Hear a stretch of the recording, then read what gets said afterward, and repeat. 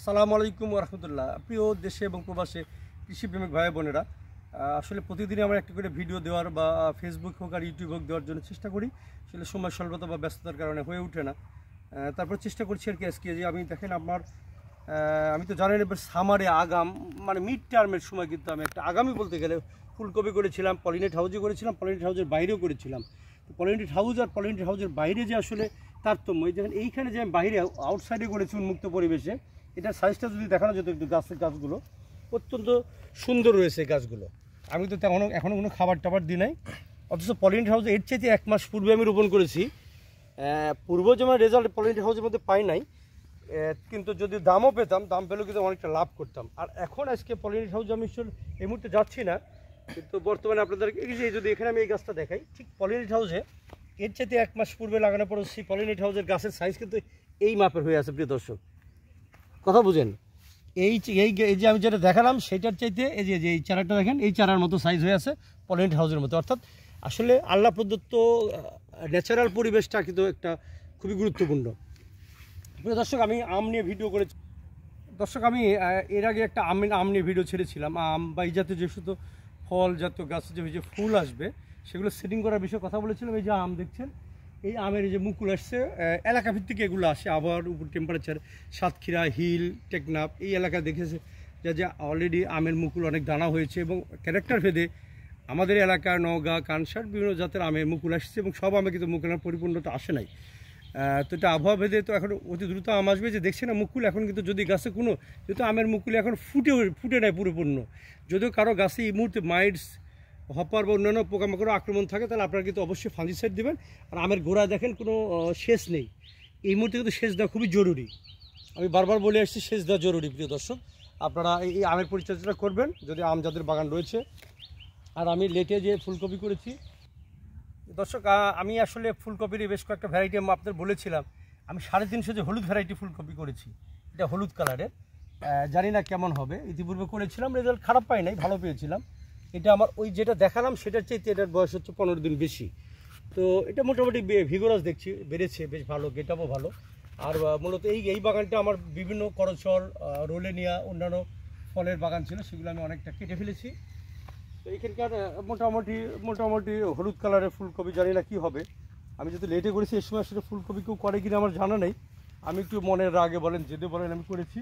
আর পাশে আমার যে 12 মাসি বাতাবি লেবুর যে জাতটা, আপনি দেখেন গাছে কিন্তু বাতাবি লেবু পর্যাপ্ত ধরে, জুম করে যদি দেখানো যেত, বা পাশাপাশি যে এখানে যদি দেখানো যেত, এই যে বাতাবি লেবু, বিশাল আকৃতির বাতাবি লেবু, এখান থেকে অনেক পেরেছি। এই যে আপনারা দেখেন, এই বোটাতে 6টা বাতাবি লেবু ছিল এইখানে, এই যে আমি পেরেছি, এখনও বিশাল সাইজ। ওইখানে রয়েছে ফুলে ফলে ভরা, ভিতরে প্রচুর বাতাবি লেবু। আর যে দর্শক দেখতে পাচ্ছেন, এখানে আমরা বিট করেছি, বিট সারিবদ্ধভাবে বিট করেছি। এবারে অবাক কাণ্ড, বিটের যে বাজার গতবারের চাইতে প্রায় 6 গুণ বাজার বেশি এবারে বিটের কেজি। হ্যাঁ, তা আমি অবাক হলাম। এবারে বেশ অনেক বিট করেছি। আমি পার্শ্বে আমি ধনিয়া করেছি। তারপরে যে এই গাছের যে আসলে বিট দেখতে পাচ্ছেন, বিট এখান থেকে কিছু বিট আমি করবো, আরেক জায়গায় স্থানান্তর করবো আর কি, অতি ঘন হয়ে গিয়েছে আর কি। এই যে বাতাবি লেবু, এই জিনিসটা যদি একটু দেখানো যেত এখানে, আসলে এই যে দেখতে পাচ্ছেন, এই যে বাতাবি লেবু, এই যে জোপায় দেখেন কতগুলো ধরেছে, 5টা ধরে আছে। যে তারপরে যে বড় সাইজ, এই যে এইখানে দেখেন বিভিন্ন সাইজ, এই দেখেন এইখানে দেখেন সাইজ। মানে আসলে আমি এর আগে বলেছিলাম, আসলে মিরাক্কেল কাহিনী, আসলে আমাদের দেশি জাত কিন্তু এটা, আমি আবারও বলি এটা দেশি জাত। এই দেখেন পাশে দেখেন ফুল, এই যে এখানে ফুল আসছে, এই যে এইখানে দেখেন মানে আসলে এত সুন্দর একটা জাত, আমাদের দেশি ভ্যারাইটি, এটা আমি কালেক্ট করতে পেরেছি। আসলে এটা আমাদের দেশের একটা বিশাল সম্পদ। আর এইগুলো অপ্রচলিত ফল, এই যে কত দেখেন, পুরো বাগান আসলে গাছে এসে দেখারও শেষ নেই। যে ওখানে বড় ফলও রয়েছে, এই যে বড় ফল, হ্যাঁ, এবং অলরেডি ওটা হারভেস্ট করার মতো হয়েছে। তো আমি সবাইকে বলি, আসলে প্রিয় দর্শক, আপনারা অপরিচিত বিলুপ্ত ফলগুলো নিয়ে কাজ করুন।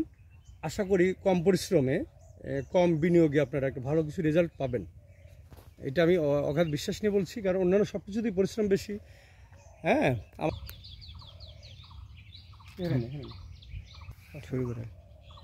দর্শক কিন্তু দেখতে পাচ্ছেন 12 মাসি কাটাভিন, যেটা কদবেল বলি আমি। এই যে দেখেন, এই যে ছোট্ট কদবেল গাছে অনেক বেল ছিল, আমি যদিও বিক্রি করেছি। তারপরে এখানে যে এর চেয়ে বড় সাইজের বেল, এই যে এখানে দেখেন আপনি, তার চেয়ে বড় সাইজের বেল দেখেন এই যে আপনাদের, এই যে এখানে। তো এখানে কিন্তু প্রত্যেকটা গাছে কিন্তু বেলের অভাব নেই, যেহেতু সব গাছে বেল এবং ফুল ফল ভরে যাচ্ছে সবসময়। এই গাছে একটু সেচ দিতে হবে। আর এখানে দেখেন আমি গাজর করেছি।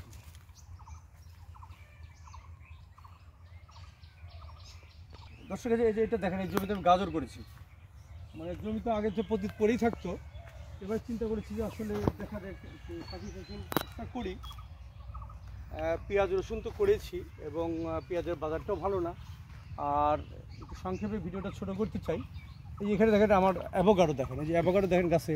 এটা আমার সবচেয়ে দামি জাতের অ্যাভোকাডো। এটা আমার এখানে ভ্যারাইটিস অ্যাভোকাডো রয়েছে, লাল কালার অর্থাৎ মেজেন্ডা কালারের অ্যাভোকাডো রয়েছে, গ্রিন ডিমের মতো গোলাকার, সব ধরনেরই বিভিন্ন নাম দেয়, আমি অত নাম বলতে পারি না। দেখেন সব গাছে ফ্লাওয়ার আসতেছে, এবং এটা কিন্তু ঝোপা ঝোপা মোটামুটি ধরে। এবং এই অ্যাভোকাডোটা সবচেয়ে দামি এই কারণে যে এটা সবচেয়ে নাবি ভ্যারাইটির অ্যাভোকাডো।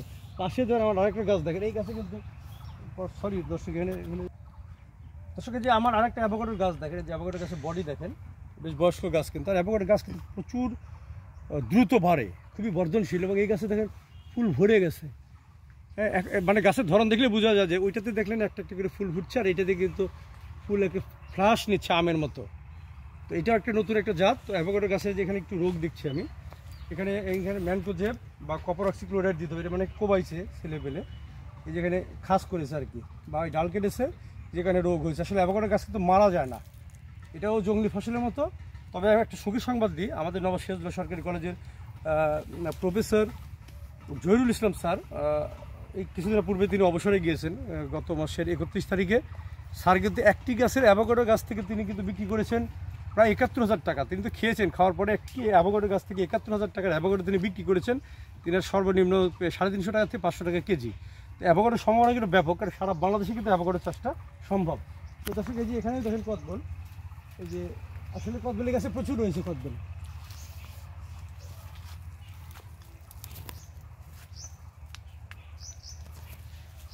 দর্শক আমি একটা গাছ থেকে কদবেল পেয়েছি প্রায় 300, 500, 1000 করে কদবেল পাওয়া সম্ভব। অ্যাভোকাডো একটা সম্ভাবনার ফল, রামবুটান সব জায়গায় হবে না। তারপরে আপনার হচ্ছে আমি অনেক সময় অনেক কিছু বলেছি, কমেন্টস করে জানাবেন কোনো স্পেসিফিক কোনো ফসল নিয়ে যদি কারো কোনো মতামত থাকে। কে জনে বলেছেন যে 12 মাসে আম নিয়ে একটা ভিডিও করতে। 12 মাসে আমের মধ্যে এই যতগুলো আম রয়েছে এবং সব কিছু কিন্তু পরিশ্রমী এবং খুবই ব্যয়বহুল। সেখানে সুইট কাটিমনটি আপনারা করতে পারেন। আর এছাড়া 12 মাসে আম তেমন কোনো ভালো জাত আমাদের দেশে এখনও রিলিজ হয় নাই, বা আছে অনেক জাত রয়েছে, কিন্তু সেগুলো কমার্শিয়ালি আপনারা বেনিফিটেড হতে পারবেন না। আর যারা সুইট কাটিমনের বাগান করছেন তারা এই মুহূর্তে আপনারা যে ফুল দানা হলো আটকানোর পরে মটরশুঁটি বা মার্বেল আকারে হওয়ার পরে সেটাকে ভেঙে ফেলবেন, ভেঙে ফেলার পরে পুরো গাছটাকে পুনিং করে পর্যাপ্ত খাবার দিয়ে দিবেন।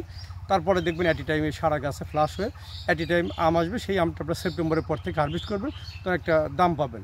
প্রিয় দর্শক সকলে ভালো থাকবেন, কমেন্টস করে জানাবেন যদি ভিডিওটি ভালো লেগে থাকে। সকলের জন্য শুভকামনা, ভিডিওটি দেখার জন্য ধন্যবাদ। আসসালামু আলাইকুম।